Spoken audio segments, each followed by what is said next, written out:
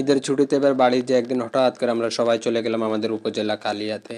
আমরা গিয়েছিলাম আমি, ইয়ামিন, ইমন, মা, হাসান, আমরা সবাই মিলে এবং আমরা বড় একটা শিপে করে নদী পার হয়ে গেলাম। সেই সাথে সাথে কালিয়ার বাজারে হান্দায় গেলাম, হান্দায়ে মাছ বাজারে চলে গেলাম। মাছ বাজারে যাওয়ার পর দেখি অনেক পদের মাছ। আমার তো মাছ দেখেই কেমন লাগতেছিল, বাট আমার ভালো লাগে মাছ ছানাছানির কাজ কাম।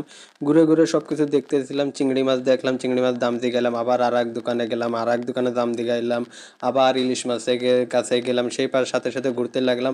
আর আমার মা যেখানে থেকে আমাদের থেকে অবশ্যই আমার মা অনেক ভালো বোঝে, তাই মা ডাকে ডেকে খালি এইদিকে আয়, এইদিকে, আমি মারে ডাকি এইদিকে আসেন, এইদিকে আসেন।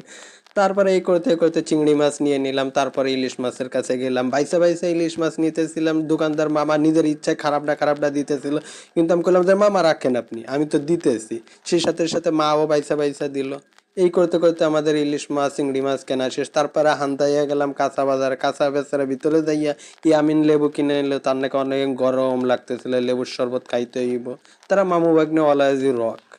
তারপরে আমরা তরি তরকারি কেনার পর আমরা চলে গেলাম আমাদের অন্য কিছু শপিং করতে, কাপড় চোপড়।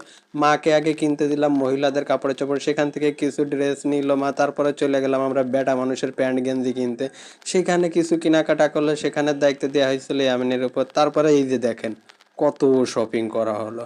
শপিং করার পর সবার ক্ষুধা লেগে গেছিল, দুপুর সময় তো মা খেতে গেলাম, মা কি খাইবেন, মা কইলাম ফুচকা খাবো, আমার মায়ের ফুচকা অনেক পছন্দ। তারপরে আমরা লাইন দিয়ে সবাই দাঁড়াইয়া গেলাম ফুচকা, মামাকে বললাম যে মামা লাগান ফুচকা।